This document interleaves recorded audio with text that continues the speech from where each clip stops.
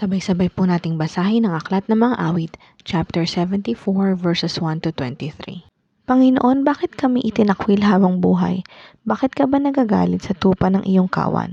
Iyo sanang gunitain ang tinipon mo nung una, itong lahing tinubos mo't itinakda na magmana, pati ang Zion na iyong dating tirahan. Lapitan mo ang naiwan sa winasak ng kaaway, ang guho ng santuaryo mo na sinira ng lubusan. Ang loob ng iyong templo ay hindi na nila iginalang, sumisigaw na nagtayo ng kanilang Diyos-Diyosan. Ang lahat ng nasa loob na yari sa mga kahoy, magmula sa pintuan mo ay sinibak at pinalakol. Ang lahat ng inukitang mga kahoy sa paligid, pinalakol at dinurog ng kaaway na malupit. Ang iyong banal na santuaryo ay kanilang sinigaan, nilapastangan nila at winasak ang templong banal. Sa kanilang pag-uusap ay nagpasya ng ganito, hindi natin sila titigilan hanggang di pa natatalo. Kaya sa buong lupain ang tagpuan ng bayan mo, para ikaw ay sambahin, sinunog at naging abo.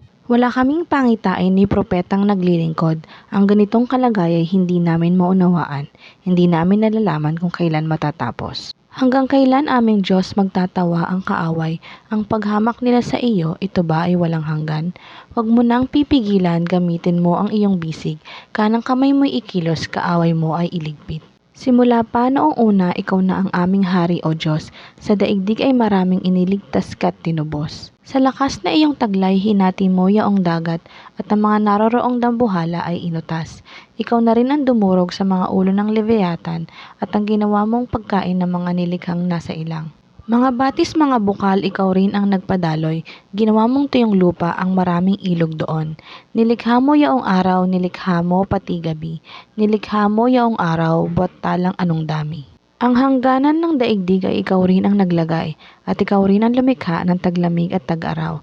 Ngunit iyong ginataing nagtatawa ang kaaway, yaong mga masasamay dumudusta sa iyong ngalan. Huwag mo sanang tulutan na ang iyong mga lingkod maiwan sa kaaway na ang kamay walang taros, sa kanilang pagdurusay gunitain silang lubos. Yaong tipang ginawa mo ay huwag mong lilimutin, ang masamay naglipana sa pook na madidilim, laganap ang karahasan kahit saan sa lupain.